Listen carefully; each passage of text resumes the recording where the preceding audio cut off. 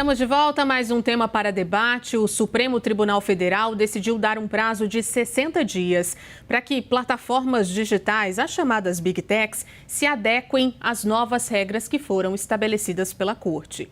Os ministros analisaram 9 recursos apresentados pelas próprias plataformas contra uma decisão da Corte que estabeleceu, vamos lembrar, que as Big Techs têm responsabilidade pelos conteúdos publicados pelos usuários.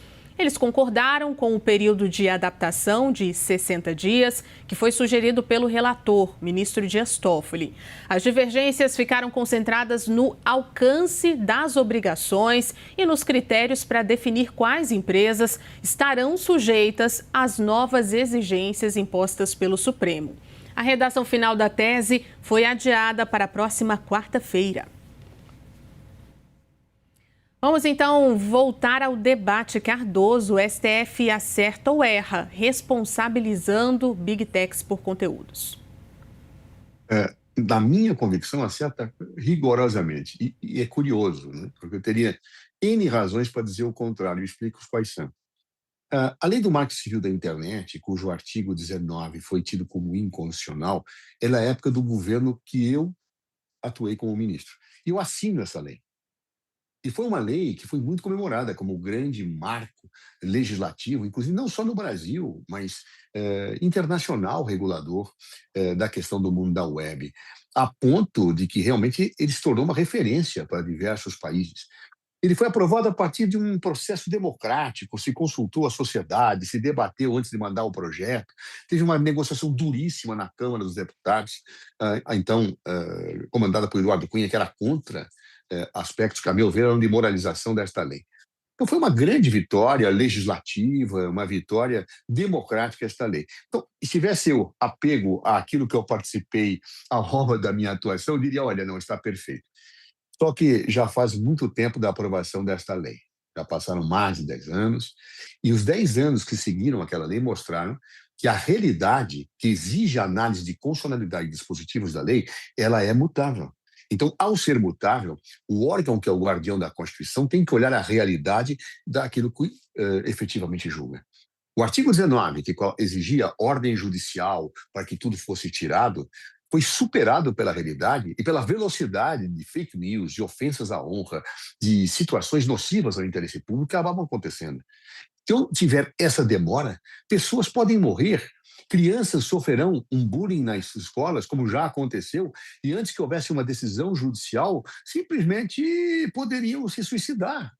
Ou seja, situações dessa natureza mostram que a realidade exige reinterpretações das normas jurídicas à luz dos princípios constitucionais que devem proteger valores básicos e fundamentais da sociedade. E foi o que o Supremo fez. Não, quando se fez o artigo 19, eu tinha plena convicção que aquilo estava correto. Mas a vida depois mostrou, na sua evolução, nos fatos, na sua dinâmica, que aquilo era insuficiente, insatisfatório. E o Supremo Tribunal Federal teve a sensibilidade de captar isso para dizer aquilo que velozmente deve ser feito para a garantia da democracia, dos direitos fundamentais, dos valores civilizatórios básicos da convivência social nos tempos modernos. Então, portanto, acho que agiu correto o Supremo. Tem que haver um prazo de transição, sim. O recurso que foi oposto, que chama embargo de declaração, permite esse tipo de adequação. O Supremo corretamente vai dar um prazo, 60 dias.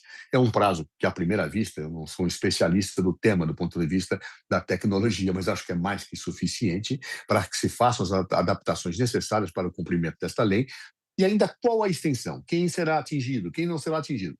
Isso nós não sabemos ainda porque o Supremo não decidiu. Mas falando do espírito da decisão, sem nenhum apego ao passado que eu participei na elaboração, com a consideração dos fatos presentes, das necessidades da sociedade, da preservação de direitos fundamentais e valores civilizatórios básicos, partindo da ideia que a liberdade de expressão, como qualquer direito no Estado de Direito, tem limites, e esses limites são ditados por outros direitos que estão afirmados na Constituição, o Supremo está rigorosamente correto. Eu não posso utilizar a liberdade de expressão, como alguns fazem, para dizer que isso aqui é um mantra que libere e abre tudo. tudo se subordina à liberdade de expressão, nada existe a limitá-la. Isso é um absurdo jurídico e democrático, porque qualquer direito envolve a noção do seu limite.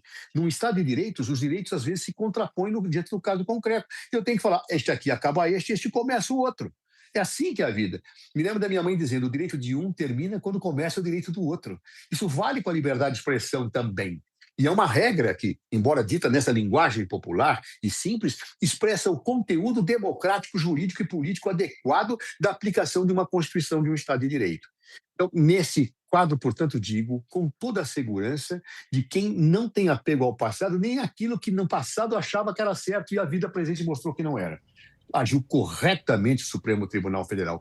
O estado de coisas que está posto nos dias presentes não pode mais continuar. Bortoleto concorda, o STF acerta ou erra nessa responsabilização das Big Techs? O Supremo Tribunal Federal age no vácuo do Congresso. A gente tem que lembrar que lei colocada, o PL da fake news, tratava desses assuntos e com profundidade foi tratado na Câmara dos Deputados. O autor do projeto, o deputado Orlando Silva, que é conhecedor do tema da matéria, estava conduzindo este processo, só que no meio do assunto resolveu-se tirar de pauta, o assunto parece que perdeu a importância naquele momento. Nós estamos falando de um projeto de lei tramitando no Congresso Nacional desde 2020. Então, não há novidade sobre o tema. Uma vez que o Congresso Nacional não consegue debruçar sobre o tema e resolver, principalmente, os parâmetros desta regulação, o Supremo Tribunal Federal age em cima daquilo que ele tem condição jurídica de poder agir. É a melhor solução? Não, não é não. Não é não. Por que não é? Porque ela não está demasiadamente discutida para poder ser feita da forma que está sendo feita. É o que se tem posto e assim está se solucionando com o que se tem. O Marco Civil da Internet, no seu artigo 19, desde aquele momento, já se sabia que a justiça brasileira é morosa e a internet é mais rápida.